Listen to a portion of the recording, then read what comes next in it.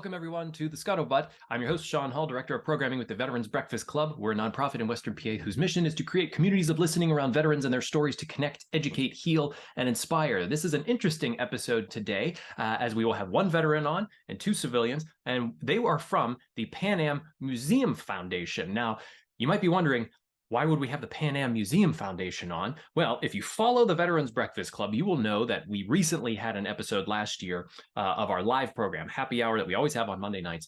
We had a wonderful program with Pan Am flight attendants who served with Pan Am during Vietnam. They were taking flights taking soldiers into Vietnam. These are civilian flights. It was a really incredible program. I will link that in the description. Then after that, we did have the Pan Am Museum Foundation on the Happy Hour. Well, we thought we would continue the conversation here over on the Scuttlebutt. So we invited members of the organization onto the podcast to talk more about the history of Pan Am and the relationship between Pan Am and the military, which gets back to my question. Why have the Pan Am Museum Foundation on the Scuttlebutt? It's a military podcast. Well, there was a very long history of Pan Am's relationship with the military, which is what we get into. It's very interesting. It's riveting stuff. And I hope that you'll stick around for the full conversation. You can always like, share, subscribe, ring the bell on YouTube so you're the first to know whenever we release new episodes. And you can always reach out to me, Sean, SHAUN, at veteransbreakfastclub.org. Thank you so much for supporting the podcast. I hope you enjoyed today's episode. And please check out all the links in the description. It's a really incredible foundation. So enjoy the show. I'm really excited for the conversation today here on the Scuttlebutt. I'm welcoming Linda, John L., which I'll say John L. and John M.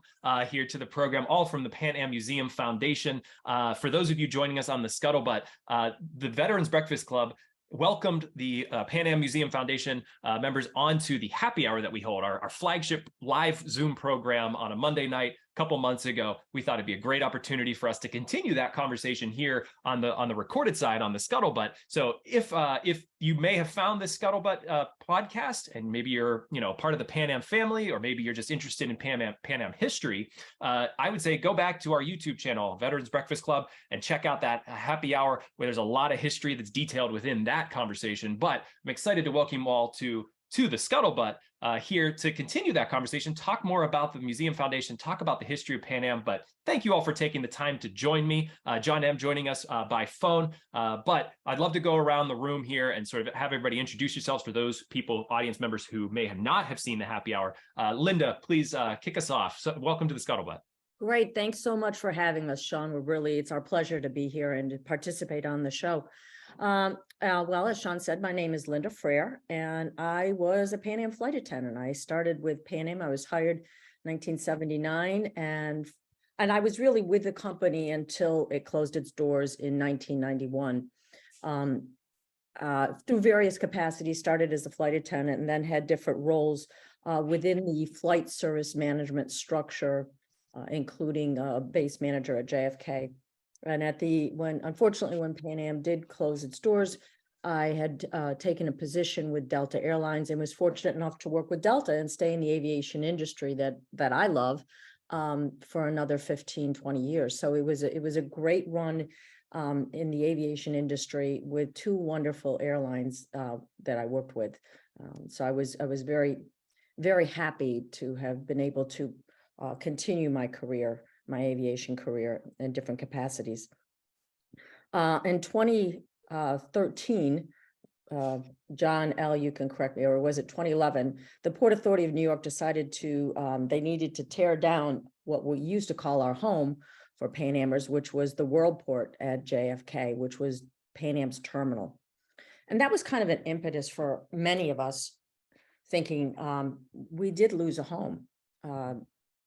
And upon a request from a fellow colleague in Europe to search out the site of a plaque that is located in Port Washington, New York, on the harbor, which indicates and commemorates the first transatlantic flight, which was, of course, on Pan Am, and it was from Port Washington, New York, to Marseille, France, on a flying boat.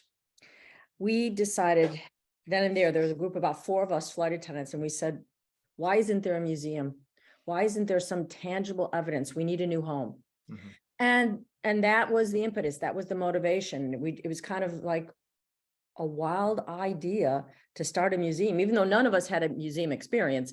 It was let's give it a go. And here we are 6 years later, and we gave it a go, and it's been so well received. We're very pleased to have acceptance and recognition by people such as yourself and inclusion, because there is an incredible story to tell. And, John L. and John M. are here to join us because they're the historians and they have a lot of the detailed information. I'm still learning as the most junior in the group here today to be on the team.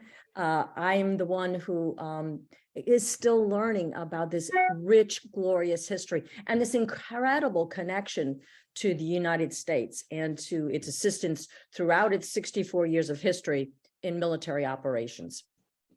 Thank you, Linda. And John L., welcome to the program. Thank you so much for joining us. Thank you, Sean.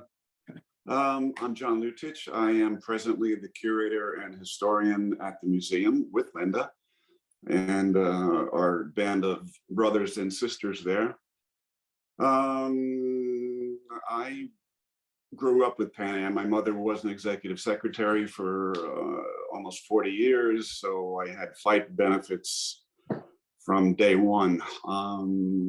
I also worked for Pan Am myself in various positions on land. I was never in any flight crew operations. I worked in reservations in the Pan Am building, various clerical jobs in New Jersey, and finally the last 5 years of Pan Am until the end, I was a programmer in the financial area.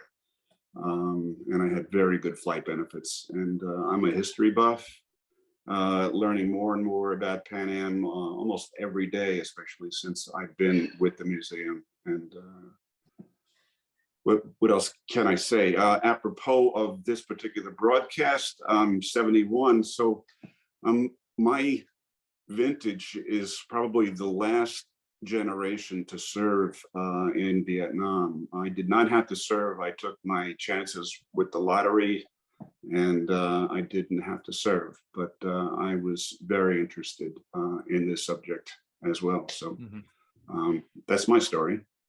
Thank you, John. And John M., thank you so much for joining us here as well. You're the only veteran here in the group today, but I would love for you to introduce yourself. Welcome to the program. Thank you, Sean, very much. I'm very happy to be here. I joined Pan Am in 1964 after an 8-year career in the U.S. Air Force, where I was in the training command and then in the strategic air command.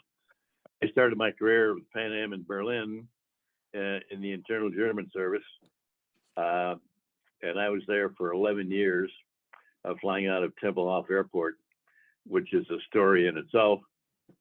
And then I returned to the U.S. and checked out in the Blue Water Division, as they call it, in the 707, the L-1011, and the 747. I was a captain and check airman on all 3 of those airplanes. And I had a stint as a chief pilot in the 1011 operation in Honolulu that we called the Royal Hawaiian Flying Club. And I was with Pan Am right up until the end. In fact, I had the distinct honor, if you can call it such, it was kind of a bittersweet operation, of flying the last 747 out of South America on December 4th, 1991. It was the day the whole operation ended. But I've become immersed in Pan Am history, and what a glorious history it is. I uncover something new about the airline, practically every day. And the airline existed back in the day when air travel was an entirely different experience. And to say that you enjoyed your job was an understatement. You look forward to going to work. But it's a history and a legacy that I think deserves to be preserved and repeated. And thank God for Linda and her cohorts that made this whole thing happen. and I'm very, very happy and excited to be a part of it. Thank you, John. And our audience might be tuning into this particular episode thinking like the whole Scuttlebutt history of 100 episodes is like built on understanding military culture. So why have the Pan Am Museum Foundation on? John L., I thought you might be able to speak to this because what we talked about a bit in the happy hour was there's a long history of a relationship between Pan Am and the military. Is that right? That's correct. In the 30s, when Juan Trippe, the founder of the airline, pioneered the crossing of the Pacific, he needed the blessing of the US government in order to use the island stations as fuel stops. And that coincided with the Japanese aggression in the Pacific. And so the government looked very kindly upon Pan Am's involvement in setting up the stations they went to Honolulu, Midway, Wake, and Guam and Manila. And further after that, they all became military bases after Pearl Harbor. And so Pan Am had done all the groundwork, setting up the stations. Later on, when World War II started, even before the US involvement, Pan Am was involved in helping the Allies support in Africa. There was the Pan Am Africa, which set up a ferry service of servicemen and airplanes that crossed the Atlantic from Belém in Brazil over to West Africa, and then on to Cairo, on to Khartoum, and even after that, supplying Chiang Kai-shek with the flying over the Himalayas. Before, I think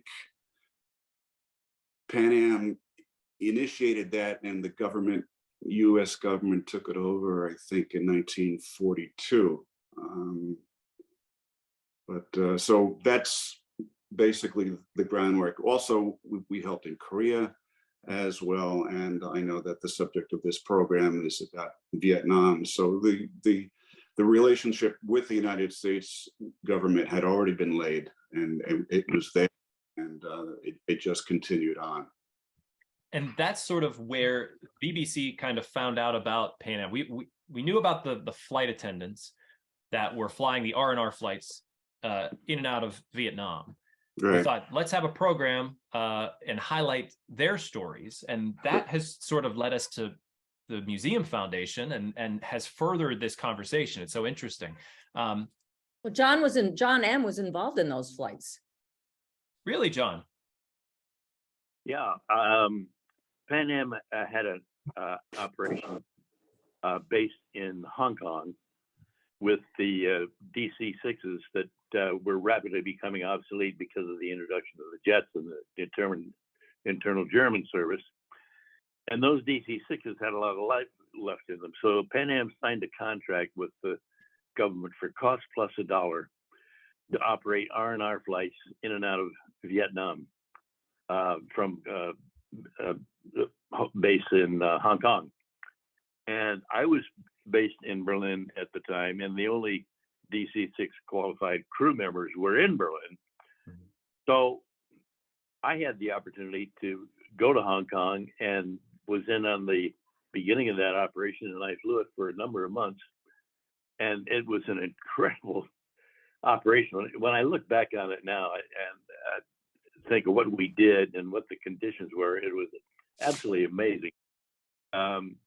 We flew in and out of Tan Son Nhut in Saigon, going to bases like Da Nang and Cam Ranh Bay and Nha Trang, and flew in there and picked up a load of GIs and then took them to R&R spots such as Hong Kong and Bangkok and Singapore and Tokyo and Taipei.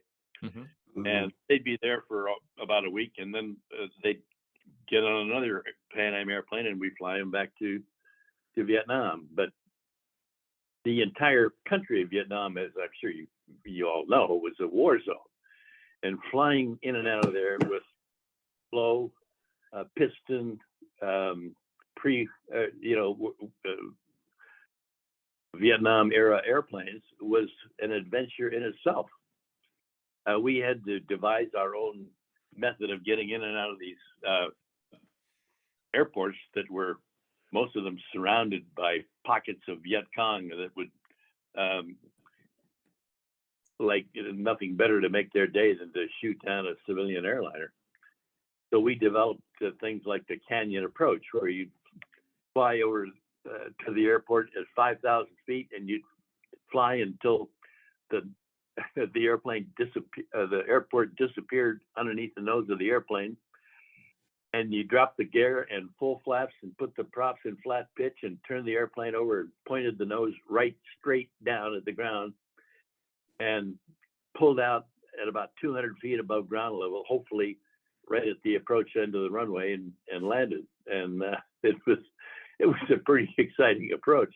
Exciting. I would not label it as that. This is a DC-6. Yeah. Yeah. On takeoff, it was a whole different story because we were normally pretty heavy. We were, going, several hundred miles to our destination, and we had a lot of fuel and a full load of passengers. And so you couldn't climb the way we descended. So the takeoffs were always an adventure. There were times when after we landed, we'd find bullet holes in the bottom of the airplane. Thankfully, none of them ever did any serious damage, but it was, a little disconcerting nonetheless. But it was an incredible operation, and the flight attendants were all Pan Am girls that were based in Hong Kong, and they were just absolutely delightful. I mean, these GIs, after having been what they'd been through in the trenches in Vietnam, to get on an American airliner and see the gorgeous faces of our Pan Am girls who were handing them Cokes and ice cream and feeding them Kobe steaks and so on. The more I look back on it, the more I think of what an incredible operation it was. Mm-hmm. By the way, Pan Am's involvement started in 1966. Yeah, that's when I went out there. Okay. John M., there's a couple questions that pop in my head because you were in the Air Force from 55 to 63, flying B-25s, B-52s, like you mentioned. What was the main difference between flying those aircraft and flying, what was it, a D-6?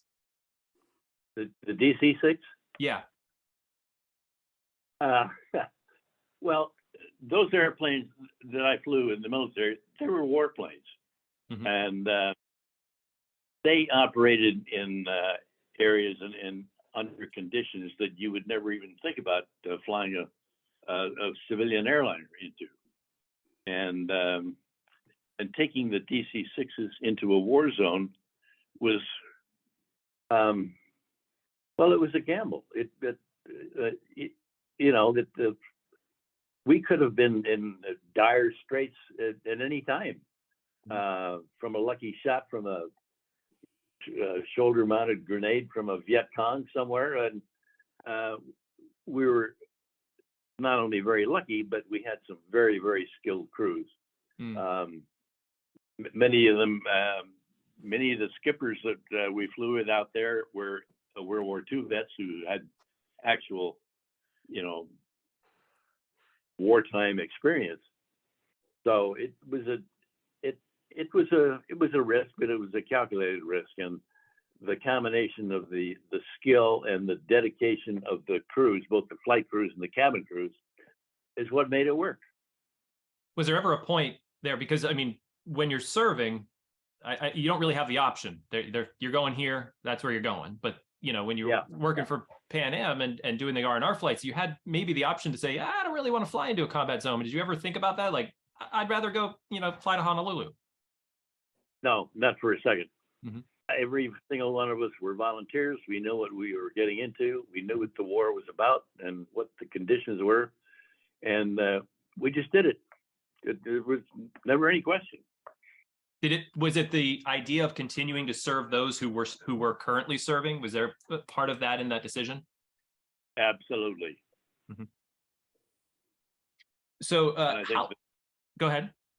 I think the flight attendants felt the same way. Linda can back me up on that, but I'm sure that was the case. Yeah, I was just But- going to say, and I also think it's kind of part of the DNA of people that worked for Pan Am. We knew it was part of our history, Yeah. and part of our tradition that, as I like to say when I go and I give some talks, that, you know, Pan Am's history is kind of interwoven into the history of the United States. It's like a giant tapestry, and Pan Am was there along the way throughout its existence. So yeah, yes, you did have a choice, and some people, you know, flight attendants might have said, you know, no, I don't think so, or, you know, something's going on in my life, especially when it came to, we may be talking about Operation Baby Lift later on.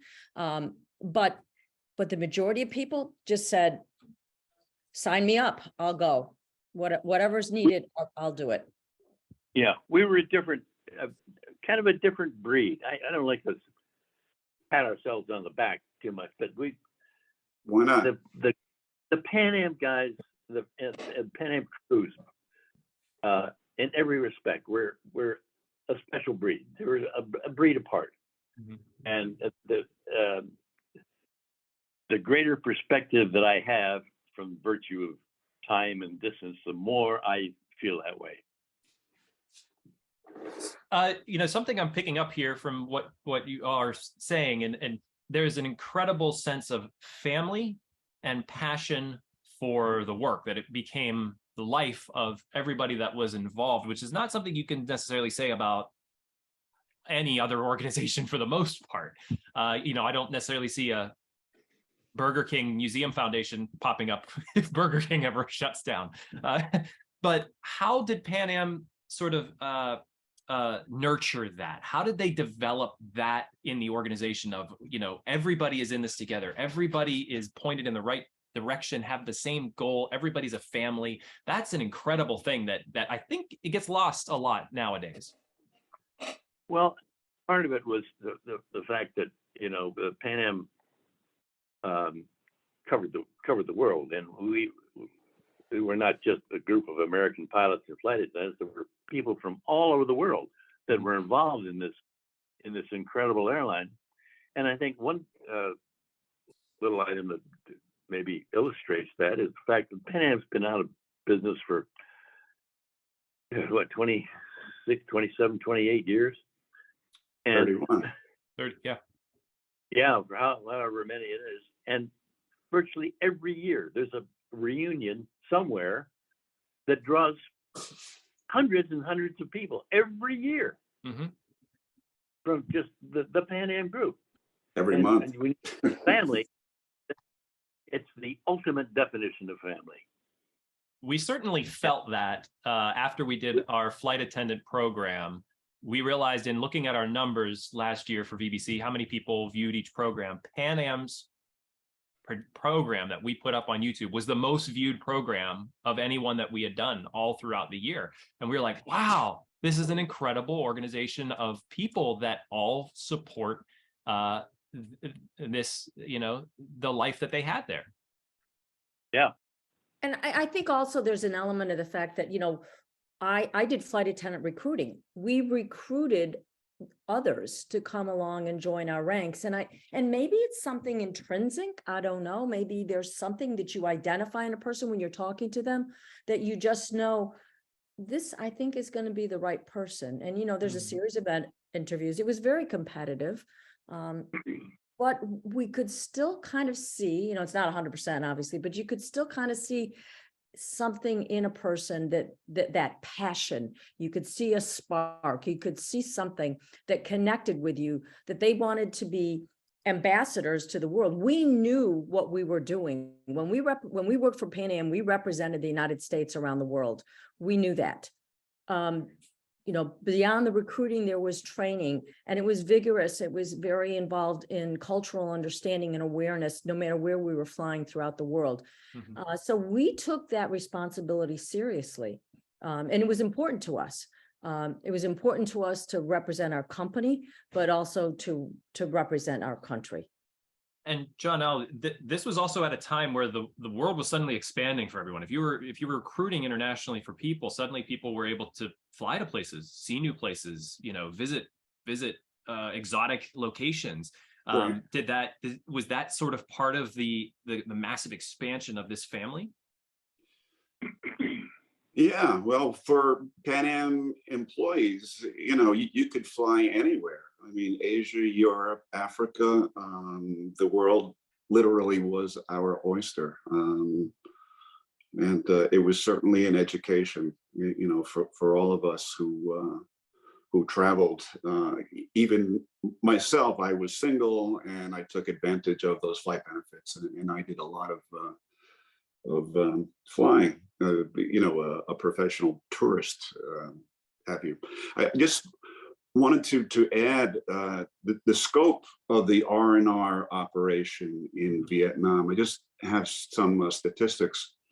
Pan Am flew almost 3 million GIs between '66 and the end of 1970. So you can imagine the scope of the operation, which largely was handled by volunteers. That's an incredible statistic. And by the way, Pan Am only charged the government like $1 per year on top of operating expenses. And I think in the long run, they lost money on that. But also those DC-6s that John flew, coincidentally, they came from Germany, and they were flying that Berlin corridor, before they got to Vietnam. So they had exposure to a lot of foreign soil there. Was there a reason why Pan Am had such a, I mean, other than they wanted to do the first Pacific flight over, and they sort of developed that relationship with the government and the military, but there was also, at the time of Vietnam, there wasn't a whole lot of pro-war sentiment. So it was almost against the grain that Pan Am was like, we want to support the military. Was there a reason for that? I can provide you with the press releases that Pan Am came out with. Well, I went to high school on a college campus. I went to Fordham College, and I also went to Fordham High School, which was on the same campus. So, and as a kid, I was exposed to a lot of the anti-war demonstrations, and Pan Am survived that. I mean, they were. I don't know exactly how much flack the company had to endure, but it certainly had no effect on the operations. I mean, the operations continued day in, day out. I mean, I think it was kind of a continuation of their service, of Pan Am service, that had been, initiated years before. So we were just part of the fabric of assisting the military. We were pivotal in the Pacific during World War II, as far as turning the tide and having the airmen and the aircraft able to fly those great distances. So I think it was really a continuation. So when, yes, there was such controversy around the war in Vietnam, but I think that in the upper, and not having been with a company at the time, or certainly not in any kind of executive role there was this sense of, this is our responsibility, and also to do something. We were, before it became a thing to be community service, Pan Am defined what that meant. We were country service. We served in the honor of our country. And, not only the people, we had a lot of veterans. Most of the pilots, as John can attest to, and as John is a member of, were veterans. So that was also a part of that DNA of the people who were employed by the airline. Also, Pan Am began serving Vietnam in 1952. I mean, this is prior to the American involvement in the war. So it really was in foreign territory to the company. The groundwork had been laid. John L., were the R&R flights the only things Pan Am was doing with Vietnam? I'm not sure. John M., was there also passenger service out of Saigon during the war? Yes, there was. Pan Am Flight 1 and Flight 2, the round the world flights, stopped in Vietnam either once or twice a week. Yeah. In fact, when my wife and I went out there from Berlin to join the Hong Kong operation, we got on Flight 2 in Frankfurt, and as luck would have it, it just happened to be the day of the week that the service stopped in Saigon, and that Continental Airport, and in the middle of a raging war, and they carried on that scheduled passenger operation just as though you were operating out of Sacramento or Des Moines or somewhere. And that was with the 747? No, it was a 707 at that time. Okay, right. And as I remember, the airplane operated in and out of Vietnam at capacity. You know, there were very, very few empty seats. And my wife and I were traveling space available, and we were hanging by our fingernails trying to stay on the airplane because the next stop out of Saigon was Hong Kong, which was our ultimate destination. And I remember the captain, who just coincidentally happened to be John Steers, who was Bob Ford's fourth officer, said to me, he said, if your wife has to sit in my lap, he said, you're staying on this airplane. You're not getting off. And so they filled the airplane up, and sure, I sat in the cockpit on one jump seat, and my wife sat in the cockpit on the other jump seat. And but it was yeah, operating out of tension in those days, regardless of whether it was a scheduled operation or R&R or what it was an adventure. They used intersecting runways simultaneously, and every once in a while a fighter airplane would come in having been shot up and had to make an emergency landing, so they had to clear out the entire traffic pattern, which was always full of airplanes. And they sent everybody out north of the airport into a fur ball. It just what's a fur ball? A fur ball is it's how to describe it. They just sent airplanes out there willy-nilly with no real plan, just to sit out there and just kind of mingle around and circle around and trying to stay out of each other's way until they could clear the the runways for other operations. The damaged fighter airplane obviously had priority, and they had Vietnamese controllers that were working in the tower, and occasionally would just end up being out of their comfort zone and out of their realm of capability, and then pretty soon you'd hear an American GI's voice on the tower frequency, and he'd get everything sorted out and get everybody in order so they could come back in and land. It was unlike anything I had ever seen in my life. You definitely make me feel like I never want to fly again. Well, but your excitement talking about it makes me interested. So yeah, in those days, Tanzania probably was one of the busiest airports in the world. Which is really, I would not think so. Being an active war zone, I would not think that it would be a place that you would want to have all of that. No, you wouldn't want to go in there just unless you had urgent business in Vietnam at that time. You weren't going to go over there and go sightseeing and go to the beaches and stuff. And it was just. Let's get into sort of later on into Vietnam War. There were three specific things that we've chatted about before in a different program, but I'd love to touch on here too, was Operation Baby Lift, the evacuating refugees, and the last flight out, which led up to the very last flight leaving Tan Son Nhut. But of those three, the first one that really I don't want to say take off because that's a pun, but Operation Baby Lift was the first that occurred, right? Yes, that was, well, if you want to set a date, that was really President Ford had inaugurated what was called or initiated the program for Operation Baby Lift, and with the military cargo planes, what were the planes, John? Well, the first plane was a C-5A, and C-5A, yeah. crash, was that April 4th, April 5th? April 4th, April 3rd or 4th, yeah, it crashed shortly after takeoff.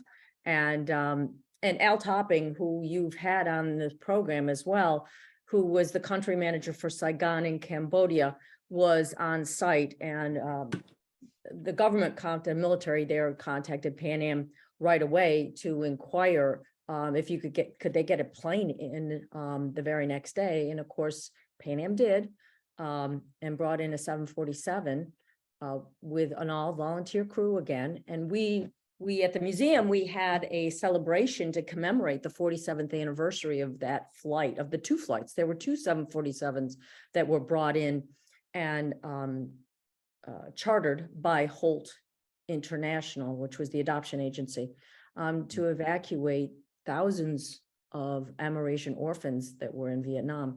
And so, one flight went to San Francisco, the other one, I think, went to Portland. And that was an amazing flight. And the testimony that we heard of the presentations we heard from three of the flight attendants who worked on board that flight to Portland was just amazing, giving I think on one of the aircrafts, now mind you, this is a 747, there were about 742 children and infants on board the aircraft, many bassinets, on the floor. They were strapped in everywhere. The upper deck of the 7-4 was used as an ER, not an ER, but a intensive care unit for children who were very, very sick. It changed the lives of all of those people who were on board that aircraft. There was medical professionals on board the aircraft as well. There were some doctors that had been working with Holt and some nurses, not a lot. So really it was the flight attendants who were kind of taking up the vast majority of the work, taking care of the babies and changing their diapers. And of course they didn't know, but they were giving them, American milk bottles. And these children's digestive system could not digest the milk. And so if you can imagine on a long flight, and I think they went from Saigon to Manila first. I think it was Clark Air Force Base. And those children were sick the entire way. I have trouble dealing with one sick kid. And these flight attendants, from what I remember reading, many of them were not mothers. They had never dealt with a baby, and suddenly they were put into a situation where they had to deal with hundreds of babies. And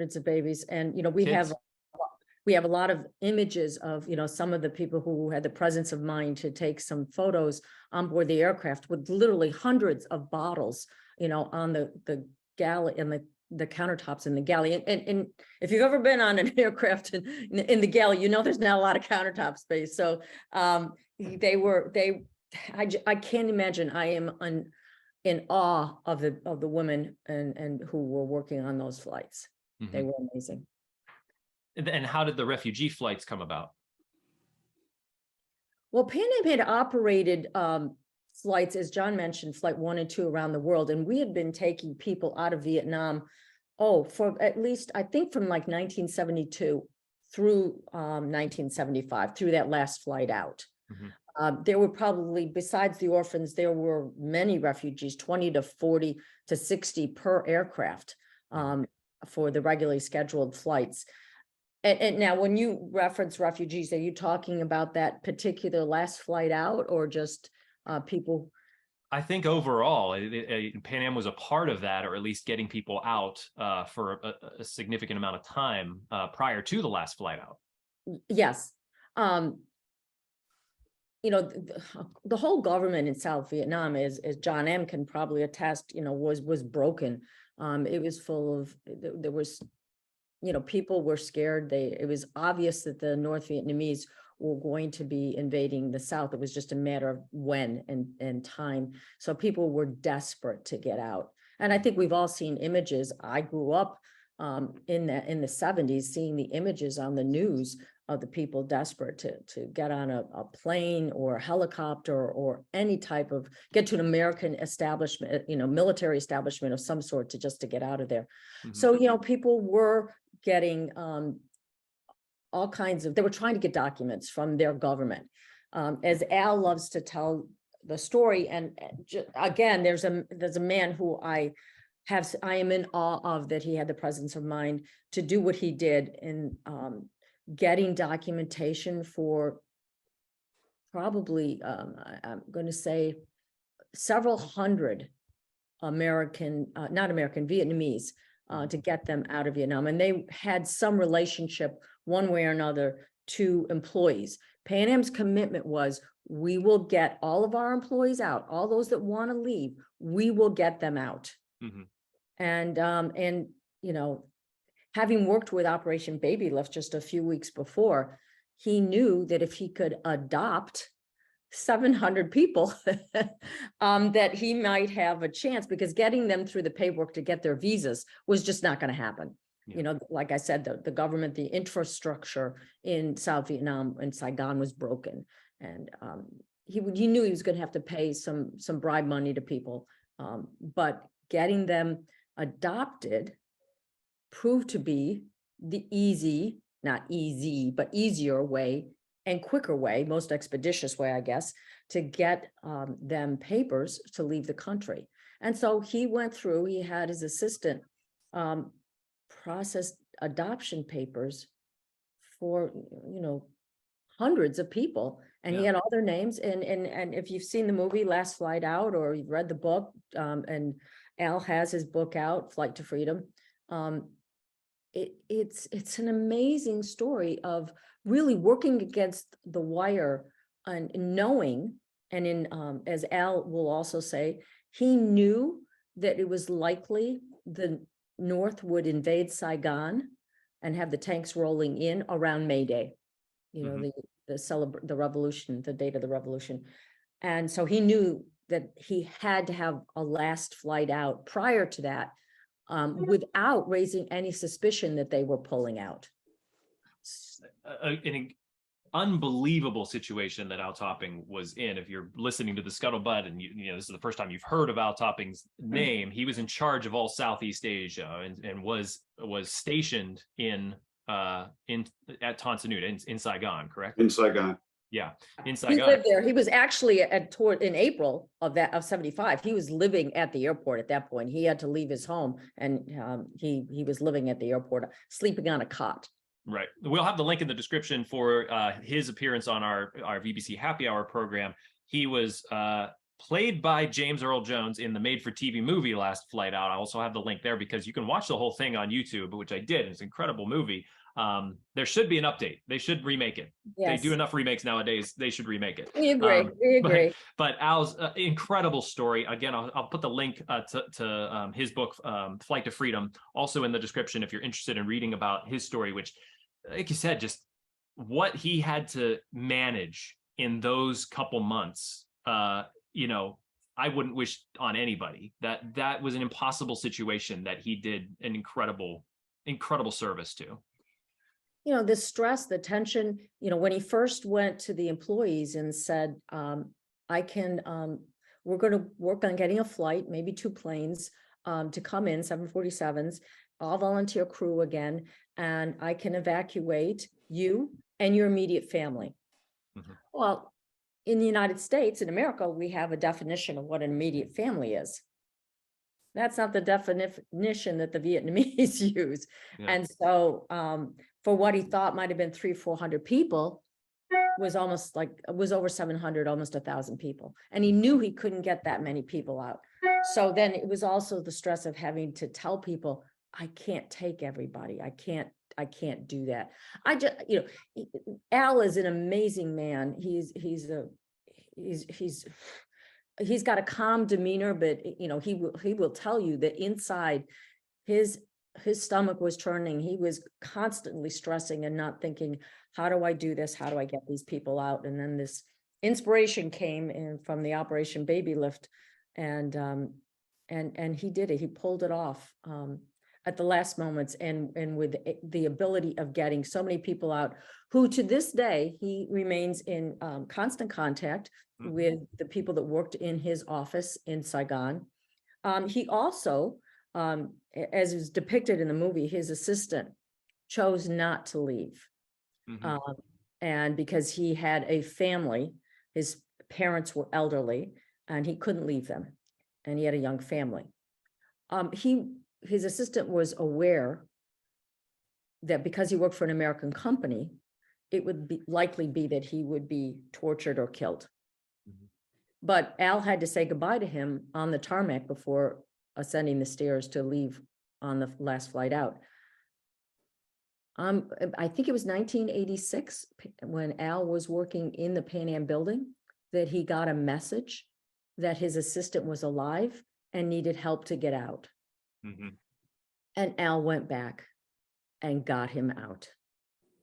That's the kind of man, that's the kind of loyalty that is Al Topping. Incredible. I feel like that point was where we sort of ended the conversation during the happy hour. So I'm intrigued to hear what was the next step for Pan Am. How did the relationship with the military continue? There was sort of after the Vietnam War, things sort of dried up for a time. You get into other conflicts, Desert Storm, all the way up to its dissolution in '91. But what was happening in those years? Well, Pan Am's role, especially with the craft program, which Pan Am participated in, which was a program where the military could kind of request or require use of aircraft, and the aircraft were conversion. I remember going to the hangar one time and a friend of mine showing me how they would convert the aircraft, into military operation, and the pulling the seats out and everything.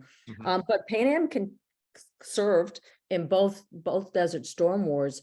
And John M., were you involved in any of those flights? I was indeed. I flew over 30 minutes in and out of Saudi Arabia and Kuwait during Desert Storm. And that was a craft operation at its finest flower. I tell you, it was a heck of an operation. We staged out of Rome Fiumicino, and we had crews rotating in and out of there. All of the craft operations stopped at Fiumicino for change of crews and fuel uplift and catering and so on. And from there, we'd go down into as close to the war zone that we could get. We operated in and out of several military bases in Saudi Arabia and also into Kuwait. That was another fantastic operation. Then, as you know, the Desert Storm operation didn't last very long. I think the entire war was about less than 12 weeks. And we'd go down and pick up the GIs that we'd flown in there a couple of months before and flew them back to where we started, all these military bases in the U.S. and in the Midwest and in the South and so on. And boy, that was being a part of that was pretty incredible too. I can remember bringing these guys back. In some cases, the same individuals that I took over weeks before were going back on my same airplane to the same place, and we carried in addition to our full operating crew, we carried a flight mechanic with us on all those trips. Joe Edinunzio, I remember, was one of the guys, and he was a real patriot, and he carried a huge American flag within these stashed in the back of the cockpit. And when we'd land back at the military bases in the Midwest and the South and Texas and everywhere, bringing these guys home, we land and as we taxied in, Al would or Joe would get up stand up in the jump seat behind me, open the upper hatch and stick this American flag on and hold it up there as we were taxiing in. And of course, the entire contingent of the base was there to meet the airplanes, not just the families, but everybody. And there was always a brass band there to meet the airplane. It was an incredible operation. And of course, flying over there in the first place was an exercise in itself. That's a whole other story. How were the landings and takeoffs? Were they as harrowing as Vietnam? Well, I remember going into an airport in Saudi Arabia we were carrying a bunch of materiel, not troops, but helicopter parts and truck parts and all, military materiel. And we were going into one of the garden spots there called King Khalid Military City. Makes you really want to break out your bathing suit and have your Mai Tais, doesn't it? Anyway, we were in our briefings when we left Rome. We were told, and under no circumstances deviate from the published flight plan or from the airways in Saudi airspace. Well, we flew down the Red Sea before we turned into Saudi airspace, and we had to report to the U.S. Navy, feet wet and feet dry and everything. And then we got into Saudi airspace and we couldn't make contact with anybody. And so we were following our flight, which flew into Saudi Arabia and then made about a 60-degree left turn to go up to the military base. And there was a thunderstorm sitting right over the intersection of the airway. And I was trying to get permission from Saudi air traffic control to deviate around this thing, and I couldn't make contact with anybody. And I sure as hell wasn't going to fly through it, so I said hell with it. So I deviated and then headed toward King Khalid Military City and flew into a sandstorm. It was like flying into a sandbox. Mm-hmm. And we finally made contact with the approach controllers there. And they had an ILS, and we started down in that thing, and it was just, like I said, it was like flying into a sandbox. And finally, at the last minute, I saw a black smudge up ahead, which was the runway. That was the only thing I could see. And we landed, and of course, the base was just full of military aircraft and equipment and everything, and there were 2 or 3 other craft airplanes there.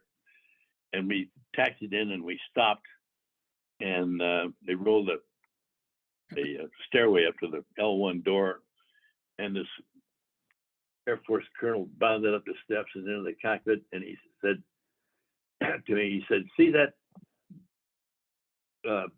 big telephone pole-like thing over there with a rotating beacon on it?" And I said, "Yeah, it was a rotating white beacon."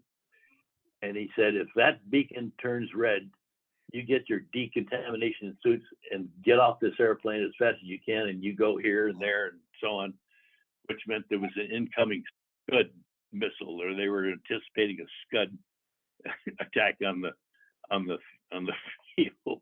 So Yes. Wow. they opened the cargo doors of the airplane, kicked that stuff out, and then closed it up, and we got out of there just as fast as we could. But that was another interesting operation. And interestingly enough, that was in early '91, and a couple of years later, after Pan Am had ceased operation, I got this thing in the mail, and it was a medal from the Air Force for participating in Desert Storm. They mailed it to you? They couldn't show up at the door and hand it to you? No, it just came in the mail. It said, "Thanks for your service," and with a little citation, and then this medal that when I go to a formal dance now, I put the medal on my tuxedo. Well deserved. Yeah. So this takes us up to 91, and when Pan Am shut down, was this a surprise for everybody? Was this something that was expected, or was everybody just caught off guard? I Well- can tell It shocked me. I never expected it to shut down. Mhm. Delta had committed itself, had committed to supporting Pan Am's. We called it the new Pan Am, which was going to be, we Pan Am said it was returning routes, which was a north-south operation into Central America and the Caribbean and South America, with a vastly scaled down operation, but they committed to supporting that. Mm-hmm. And then literally on the courthouse steps on December 4th, they said, sorry, changed our mind. And you can't tell me that wasn't their plan all along. I have never had any respect for Delta Airlines ever since. Yeah, I think people believed or wanted to believe that Pan Am would continue as a smaller airline.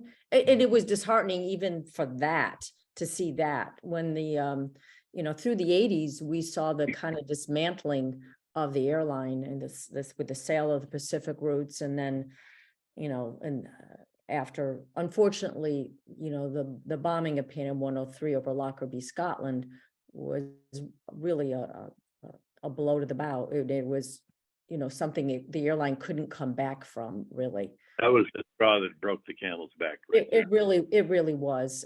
People were not flying Pan Am. As I mentioned before, we were proud to represent our country. We represented our company and our country. And with that big aircraft, big blue aircraft ball on the tail, the Pan Am blue ball, where the American flag on the tail, it was unmistakable, it was undeniable that Pan Am represented the United States throughout the world. And unfortunately, we also then became a target. We just, the Museum Foundation, we just did a podcast with Russell Ray, who was the last CEO of Pan Am.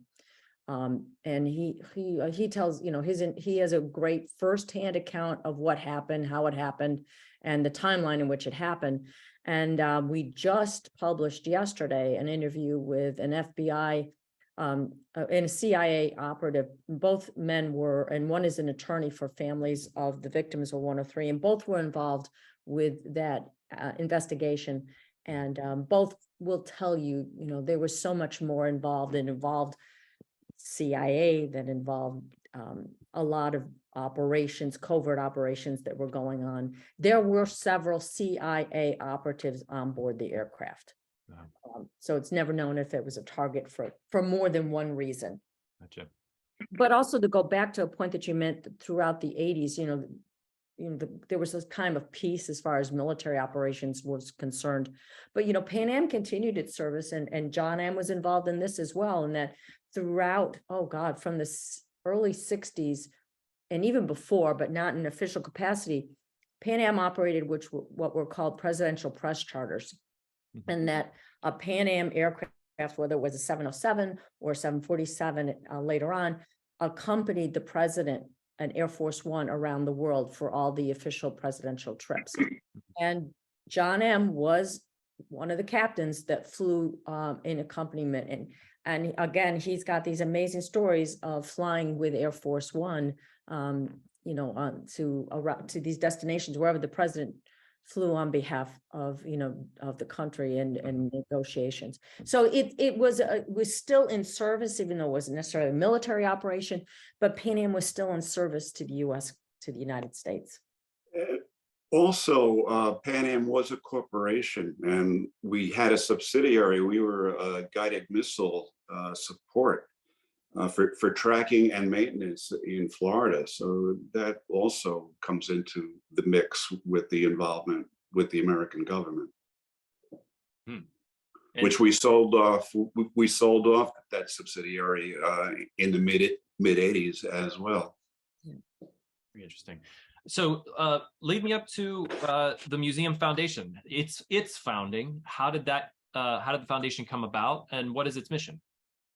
Well, our mission is to preserve the history and legacy of the airline and the people, because really it is the story of the people, starting with Juan Trippe, this incredible visionary who really created an airline that I don't think we will ever see the likes of again. It was a moment in time, and it's a moment of history. And what Juan Trippe accomplished in setting the foundation and building up this global enterprise, because it was more than an airline. As John mentioned, there were so many other enterprises that were encompassed. So we set about to tell the story of the people of Pan Am. So it's not just an aviation museum. It is about history and being woven into the tapestry of the United States history. But it was founded. I'm sorry. I was going to say, it's different than the historical foundation, right? Oh, we are two separate organizations. Mhm. We have similar missions, and we work in close collaboration with one another because the Historical Foundation, founded right after the bankruptcy in 91, I believe, was founded by Ed Trippe, who is the son of Juan Trippe, the founder. He's the youngest surviving son. But we work in close collaboration with them, and in that we are a physical presence. We have exhibits. That was our purpose. It was 25 years after the close of Pan Am that the Museum Foundation was established. Myself and another flight attendant named Andrea Sider set about to accumulate the information that we needed to file with the IRS and form a 501c3 non-for-profit organization. And when we did that, it was like, oh, that worked. And so now we go on, and 2016 was our first full year of operation. We established a relationship with the Cradle of Aviation, which is an existing museum on Long Island in Garden City, Long Island. It's a wonderful museum, and we rent space from them. We didn't know when we started this if there would be interest. We kind of said, let's start off small and see if we can attract the following. Wow, there was quite an interest. And it's not just from the Pan Am community, even though they are incredibly supportive and participate in all of our events, as has been stated before in the program. But between our social media outlets, Facebook, Instagram, Twitter, and our own podcast program, we have a worldwide audience of probably 70, 80,000 people who are interested in these stories. We have 30 some episodes of our podcast program published to date, and they've been downloaded about 80,000 times in 121 countries around the world. That's incredible. It just is a testament to the fact that there is such interest in the history of this incredible, iconic company. So yes, we want to preserve this legacy. As you can hear from John L. and John M. and I, that we are passionate about this history, and that we do not want it to be a footnote on a page in a history book. We want there to be tangible evidence of what this airline and its people accomplished throughout the last century. We think that's an important story to tell. We think it should be told in many venues, not just at our museum, but at the Air Force Museum, in history books. The fact that Pan Am people were taken hostage and prisoner of war during World War II. There's very little known about that. There's very little known about Pan Am's operation. People like you, and thank you, Sean, and the Veterans Breakfast Club for making the story of Pan Am's involvement in military operations throughout the last century something that is known now, something that there's public awareness about, because the people who participated, they deserve a recognition and acknowledgement for their service. Certainly, and we're happy to do that. And so that you said there are exhibits. So where if someone would say, oh, I want to dive into this, I want to go see, the physical space, where can people go? As I mentioned, we are a museum within museum, located at the Cradle of Aviation Museum, which is in Garden City, Long Island, and that is on Charles Lindbergh Boulevard. And it is at the site where Charles Lindbergh actually took off on the Spirit of St. Louis for Paris. Interesting little tidbit. It is also where Juan Trippe, the founder of Pan Am, first saw Charles Lindbergh and knew right off the bat, I need him to work for me. And when Lindbergh came back from his trip and his, parade down Fifth Avenue and his, the fame and fortune there, he did go to work for Pan Am. And the two had an incredible partnership throughout. And I think John M., I think you also had Charles Lindbergh in the cockpit on occasion on a flight or two. No, I never had Lindbergh on my flight, but Okay. my wife had him on a couple of her flights. Yeah, he flew. He remained very loyal and flew Pan Am frequently. But yeah, so we are open Tuesday to Sunday, closed on Mondays from 10 to 5. And not only do we have about 7 exhibits right now, and they all really kind of chronologically tell the story. There is and John L. worked meticulously for about 18 months detailing the events for a timeline that we opened in 2021. It's on a 22-foot long wall, and it tells the 64 years, the pivotal events of the 64 years of Pan Am history. So yeah, we talk about the history of the airline, and right now it's kind of reflected through the aircraft and the people that were specific to a certain era in Pan Am's history. So we start with the B314, we talk about the Stratocruiser, we talk about the 707 and the dawn of the jet age, and then of course the jumbo jet and the 747. And anybody can find out more information on the panammuseum.org, the panammuseum.org. That is it, www.thepanammuseum.org. That is our website, yes. Like I said, we are on social media. You can find us on Facebook and follow us there. We have daily posts, sometimes 2 or 3 posts a day, talking about specific moments in history, but also about people. And that seems to have attracted quite an incredible following, as well as listen to our podcasts too, which are available through our website or else on your favorite podcast platform. I'll make sure to put the link to that also in the description. And how can someone support your mission? Are there ways to donate? Absolutely.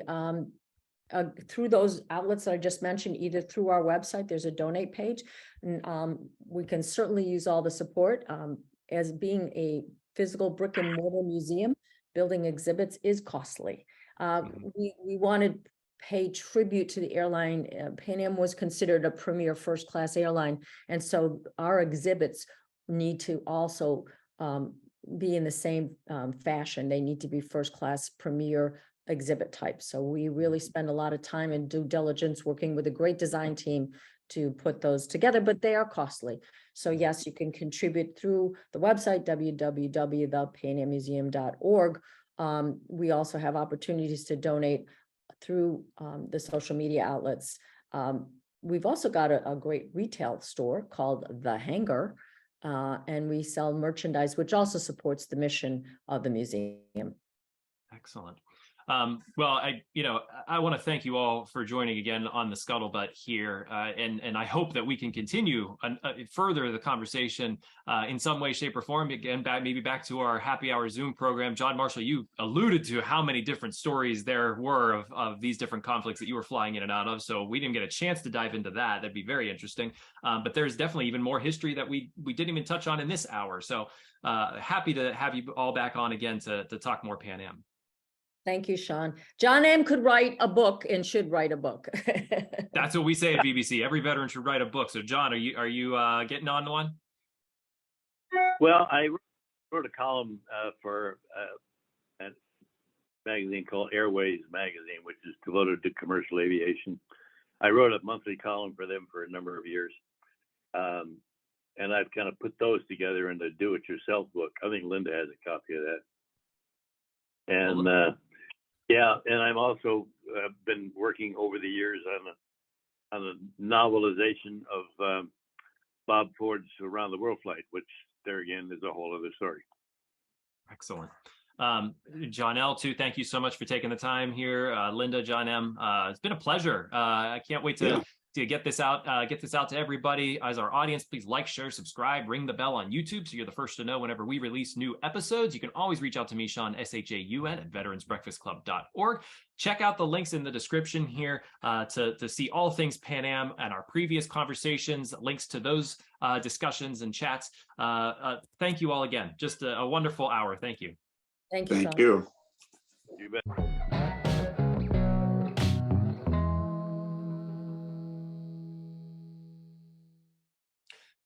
Thank you for watching this episode of The Scuttlebutt. I'd like to take a moment to thank both of our sponsors, the first being D&D Metal Recycling and Auto Salvage. They began as a small hauling and used auto parts operation in the Pittsburgh area in the late 1970s, but they've grown into a full-service metal recycling company with 2 locations, Lawrenceville and Tarentum.